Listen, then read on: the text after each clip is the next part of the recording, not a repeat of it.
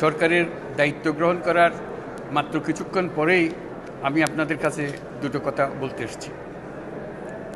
আজ দ্বিতীয়বার যারা স্বাধীনতার স্বাদ আমাদের সকলের জন্য সম্ভব করল, সেই বৈষম্য বিরোধী ছাত্র আন্দোলনের শহীদ ছাত্র জনতা এবং এতে আহত অসংখ্য আন্দোলনকারীকে স্মরণের মাধ্যমেই দেশবাসীকে আমি কিছু কথা বলতে চাই। তাদের দুঃসাহসিক আত্মত্যাগ, সাহস ও সারা দেশকে ঐক্যবদ্ধ করার বিনিময়ে ছাড়া এই স্বাধীনতা অর্জন কখনোই সম্ভব হতো না। সেই সঙ্গে তাদের সেই মুক্তির আকুতিগুলো উপলব্ধি করে সেনা, নৌ এবং বিমান বাহিনীর যে অকুতোভয় সদস্যরা দেশের মানুষের পাশে এসে দাঁড়িয়ে এই বিজয়কে ত্বরান্বিত করেছেন, তাদের প্রতিও জানাই জাতির পরম কৃতজ্ঞতা ও অভিনন্দন।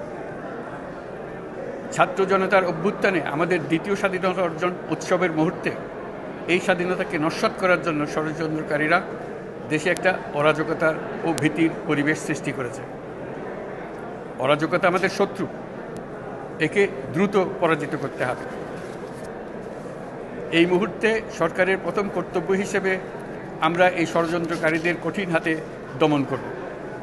স্বাধীনতার মুক্ত বাতাস যেন প্রত্যেকে বুক ভরে নিতে পারে, এই নিশ্চয়তা দানেই আমাদের সরকারের প্রথম পরিস্থিতি। এই ব্যাপারে দেশবাসীর সহযোগিতা কামনা করছি।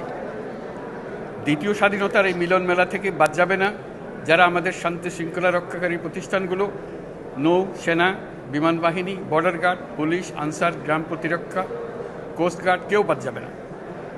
অন্য সবার মতো তাদের প্রত্যেক সদস্য আজ উপরওয়ালার আইন বহির্ভূত জবরদস্তিমূলক হুকুম থেকে মুক্ত। কারোর জন্য এটা বিন্দুমাত্র ব্যাহত হলে আমাদের আজকের উৎসব ম্লান হয়ে যাবে।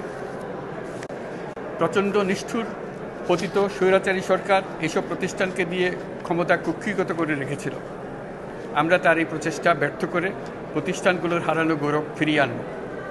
এই ঘৃণ্য চেষ্টায় ব্যবহৃত হয়ে যারা অপরাধ সংগঠিত করেছে তাদেরকে আইনানুগ বিচারের মাধ্যমে শীঘ্রই উপযুক্ত শাস্তি দেওয়া হবে। একই কথা দেশের সকল মন্ত্রণালয়, সংস্থা, শিক্ষা প্রতিষ্ঠান, নানা কর্মক্ষেত্রের জন্য প্রযোজ্য। সর্বত্র অপরাধীর বিচার হবে। আজ প্রত্যেকটি প্রতিষ্ঠান ও তার সদস্যরা নিজ নিজ কর্তব্য পালন করার মাধ্যমে দ্বিতীয় স্বাধীনতাকে উপভোগ করবেন, দেশকে গৌরবের শীর্ষে নিয়ে যাবেন এবং দেশবাসীকে এবং জগৎবাসীকে উপভোগ করার সুযোগ করে দেবেন।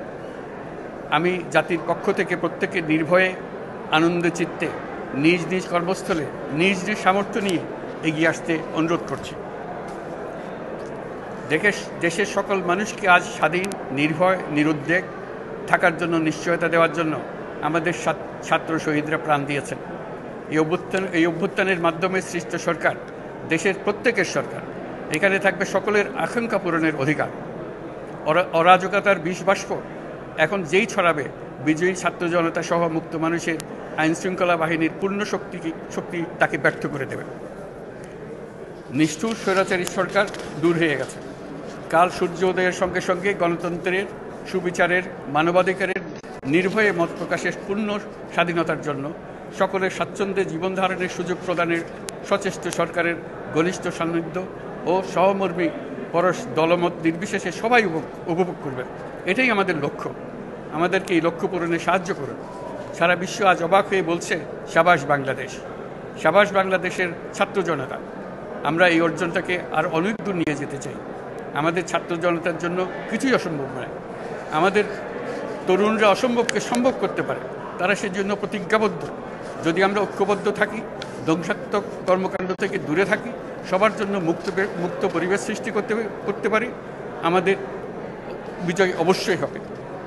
আল্লাহ, মহান আল্লাহ আমাদের সহায় হবে।